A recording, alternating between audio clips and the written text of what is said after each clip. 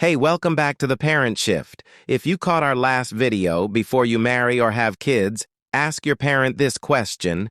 Thank you for watching. If you haven't already, I'd love to know what you thought. Drop a comment and let's keep the conversation going. But today's story, oh, this one's a banger. Let me ask you something.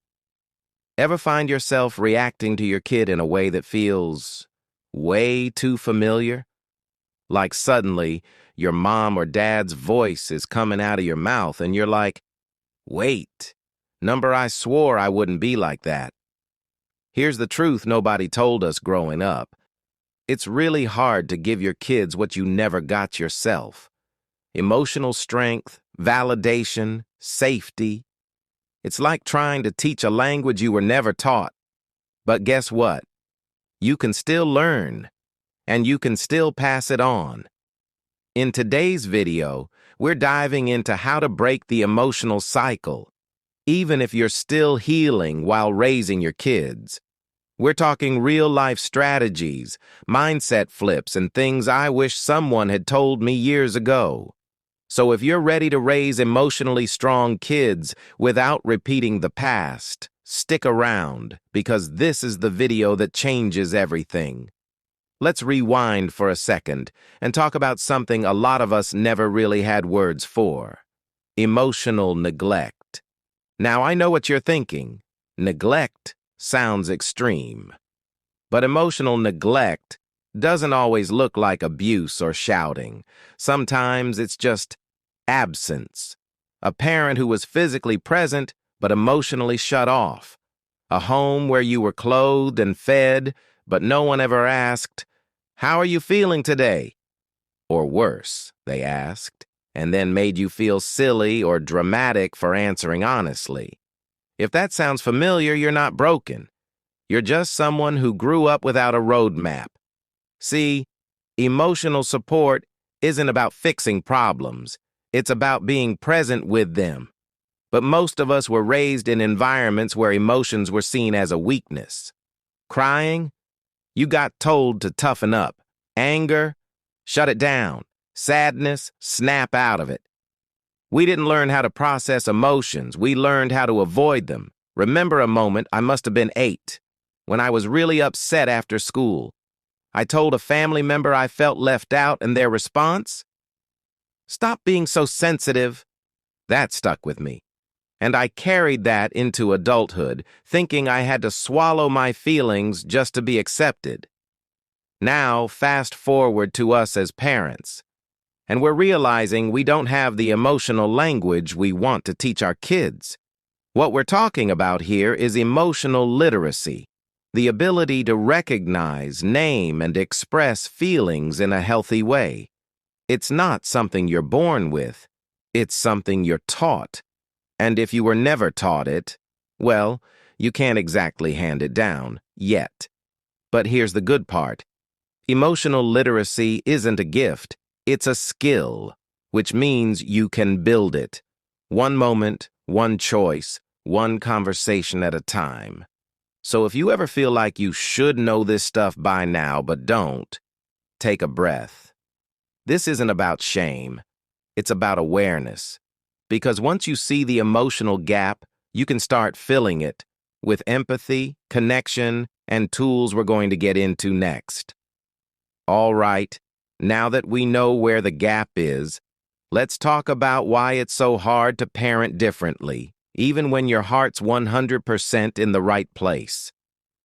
Okay, so now you're probably thinking, if I can see the gap, why can't I just parent differently? And I hear you. Honestly, that's one of the most frustrating parts, because let's be real, no one wants to repeat the same patterns they grew up with. But sometimes, we do. We yell. We shut down. We overreact. And it feels like, where did that even come from? Here's what's going on behind the scenes. It's not about you being a bad parent. It's about your brain doing what it was wired to do. When you were a kid, your brain was still developing, especially the parts responsible for emotion regulation and decision-making. If your caregivers responded to your emotions with criticism, silence, or punishment, your brain learned. Emotions aren't safe. Don't feel them. Don't show them. Over time, your nervous system adapted to survive in that emotional environment. Those responses became your default settings. Think of it like emotional muscle memory. So fast forward to today, your kid screams, "You're the worst parent ever," and boom, your nervous system lights up like danger, threat, you're triggered, and before you know it, you're responding from your old wiring, not your new values. It's not about the moment. It's about the layers under it. This is why it's so hard to parent differently. Because you're not just teaching your kids something new, you're unlearning decades of wiring in yourself. And here's where the science gets cool. This process is called neuroplasticity. Your brain is actually capable of rewiring itself through new patterns, new habits, and consistent practice. That's how healing happens. Not overnight, but over time. Think of your brain like a field of grass. The more you walk the same path, the more worn it gets. Parenting the way you were parented? That path is clear and automatic, but every time you choose a new response, take a breath instead of snapping, validate instead of dismissing, you're slowly carving a new trail, one your kids will walk too. So if it feels hard, it's because it is. You're doing emotional weightlifting with no one spotting you. But the fact that you're even trying to change, that's the real legacy. All right, now that we know why it's so hard to break the cycle, let's talk about where the healing really starts. With you. Yep, reparenting yourself. Let's get into it. Okay, so here's the truth that most parenting books don't tell you. You can't teach emotional safety if you've never felt emotionally safe yourself. That's why healing starts with reparenting yourself. Now, I know reparenting might sound a little woo-woo, but hang with me. It's not about blaming your parents or living in the past. It's about giving your inner child the things they never got, so you don't pass that empty cup down to your own kids. If no one ever taught you how to feel your feelings, set boundaries, or talk kindly to yourself, then guess what? You get to teach you. And as wild as it sounds, that's actually a form of parenting. Say you're feeling overwhelmed. Instead of pushing through like you always did as a kid, you pause and say to yourself, "Of course I'm overwhelmed. This is a lot. Let's take a break." That tiny moment. That's reparenting. That's modeling self-compassion. First for you, then for your child. Because here's the thing. Your child learns more from what you model than what you say. If you say, "It's okay to feel sad," but you never let yourself cry, your kid notices. But if you take a breath, name your feelings, and talk through them with curiosity instead of shame, that's where the magic happens. Studies in developmental psychology show that a parent's self-awareness and emotional regulation directly impact a child's emotional security. That means the more you do the inner work, even imperfectly, the more your child benefits. It's not about being perfect. It's about being honest and human. Think of it like oxygen masks on a plane. You've got to put yours on first, so you can actually help your kid with theirs. So, what does reparenting actually look like day to day? Practicing self-talk that's kind, not critical. "I'm doing my best. This moment is hard, but I'm learning." Allowing your own emotions instead of numbing them. "I feel anxious right now. That's okay. What do I need?" Giving yourself permission to rest, play, and feel joy. Even if no one modeled that for you growing up. You're not just raising your child. You're raising yourself, too. And that's not a weakness. That's the bravest parenting there is. Now that we've laid that foundation, let's get into the how. practical strategies you can start using today to raise emotionally strong, connected kids, even while you're still learning yourself. All right, now let's get into the part you've probably been waiting for. Okay, I get the emotional gap. I know I'm still healing, but what do I actually do? Here's the good news. You don't need to have it all figured out to start raising emotionally strong kids. You just need intentional tools and a little consistency. Let's break it down. 1. Name it to tame. This one's big, and it's straight from child psychology. When your child is having big feelings, anger, frustration, sadness, don't rush to fix it. First, help them name it. Example. Sounds like you're feeling really frustrated right now, is that right? When kids can label their emotions, their brain actually calms down. It gives them a sense of control and shows them that emotions aren't scary, they're manageable. Bonus tip. Do this for yourself too. Model it in real time. Mom's feeling a little overwhelmed right now, so I'm going to take a deep breath. 2. Validate before you educate. Our reflex as parents is to teach, but teaching only works after a child feels seen. Validation is the bridge. Instead of, "You don't need to cry about that," try, "I get why you're upset. That would have made me sad too." You're not encouraging bad behavior, you're connecting. Once your child feels heard, then you can guide behavior from a calm place. 3. Use I statements for boundaries. Boundaries are not about control.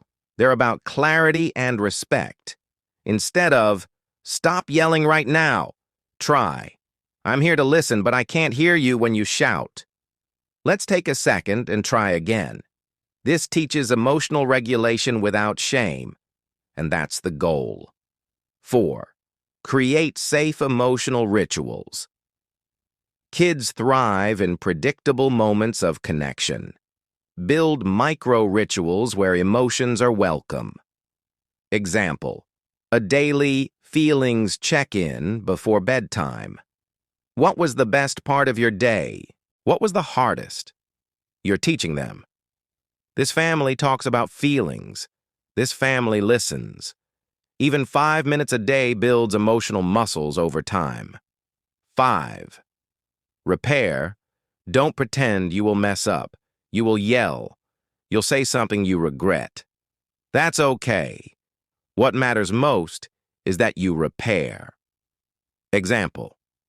I'm sorry I snapped earlier. That wasn't fair to you. I'm still working on staying calm when I feel stressed. This teaches your child that mistakes are part of relationships, and repair is how we grow closer, not apart. You don't need to master all 5 today.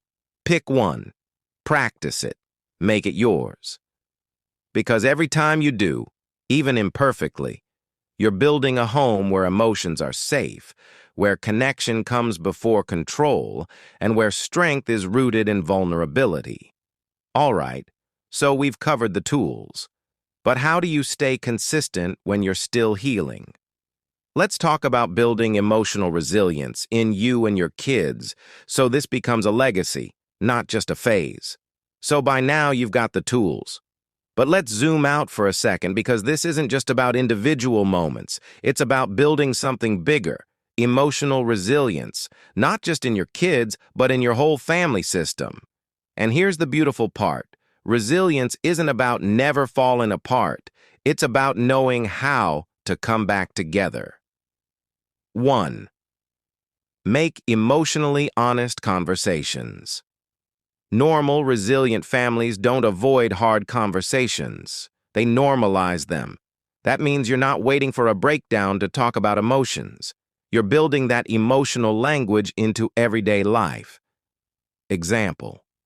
When something goes wrong, like a change of plans or a family argument, you pause as a family and reflect. How did that make everyone feel?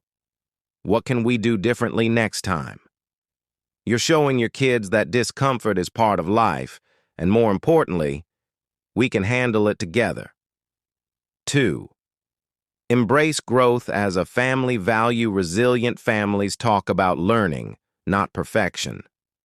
So when someone makes a mistake, whether it's you or your child, it becomes an opportunity to grow, not something to hide or be ashamed of.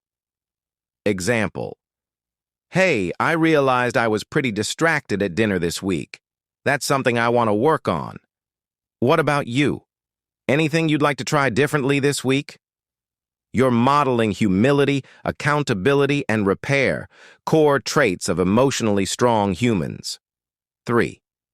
Celebrate emotional wins, not just achievements. Most of us grew up only being praised for grades, trophies, or being good. But emotionally resilient kids also need to hear things like, "You handled that frustration really well. I noticed you took a breath before reacting. That was awesome. It's okay that you cried. You let yourself feel it. That's brave." This teaches them that emotional regulation is a strength, not something to hide. 4. Prioritize connection over control. This is key. In emotionally resilient families, connection comes first. Yes, boundaries matter. Discipline matters. But when connection is the foundation, your child listens because they trust you, not because they fear you. This kind of relationship builds long-term security. It says, no matter what's going on, we're a team. 5. Be the safe space, even when it's hard, and maybe the hardest part is staying open when your kid is struggling or pushing you away. But that's when they need you the most. Example: your teen says, "You don't get it. You're so annoying."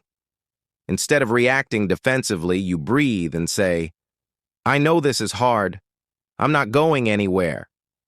That level of calm presence, that's emotional strength. And over time, it becomes the blueprint they carry into every relationship. The goal isn't to raise kids who never fall apart. It's to raise kids who know how to heal, who know how to express, and who trust that they can come to you when life gets messy. And the more you live this out, even while still learning, the more they absorb it by osmosis. Now, before we wrap this up, let's talk about the most powerful thing you can give your child, even if you didn't get it growing up, and it might surprise you. All right, here's something you might not hear enough. Even if you're still unlearning, even if you don't always get it right, you're already creating a legacy. And that legacy? It's not about being the perfect parent. It's about being the first one to stop pretending everything's fine when it's not. The first one to say, "We talk about our feelings here." The first one to apologize when you mess up and show your kids that vulnerability isn't weakness, it's leadership. You're not just parenting, you're healing forward. Let's zoom out. When your child grows up and faces their own emotional storms, they won't have to guess what safety looks like. They won't have to hide their feelings or shrink to be loved. Because you showed them. You showed them what it means to feel, to cope, to grow. Example: they'll remember the time you said, "I don't know the answer, but I'm here," more than the time you packed the perfect lunch or nailed the schedule. That's the kind of legacy that lasts for generations. Research in epigenetics and developmental psychology shows that when one generation starts to parent with emotional awareness, it shifts the trajectory of mental health outcomes for future generations. That means what you're doing now isn't just helping your child, it's helping their kids, and their kids after that. You might not have had the blueprint, but you're building it now with your own 2 hands in real time. And the best part? Your kids don't need a perfect parent. They just need a present one who's trying, one who's real, one who keeps showing up. That's the legacy. Hey, if you're still here, that says a lot about you. You're not just scrolling. You're not just surviving, you're doing the work, you're asking the hard questions, and you're choosing to be the parent you never had. That's not small, that's huge. And listen, if no one's told you this lately, you're doing better than you think. Even watching this video, that's cycle breaking in real time. Now, if today's story stirred something in you or gave you a tool you're excited to try, we want to hear about it. Drop a comment below. What resonated with you the most? What's one thing you're going to start doing differently after this? Let's keep this real, vulnerable, and supportive, because this community, it's your space too.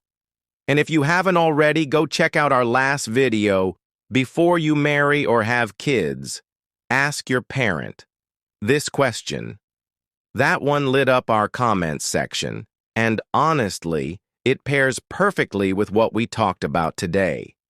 Subscribe if you haven't already, because we're building something beautiful here. A community of conscious, compassionate parents rewriting the rules together. Thanks for watching The Parent Shift.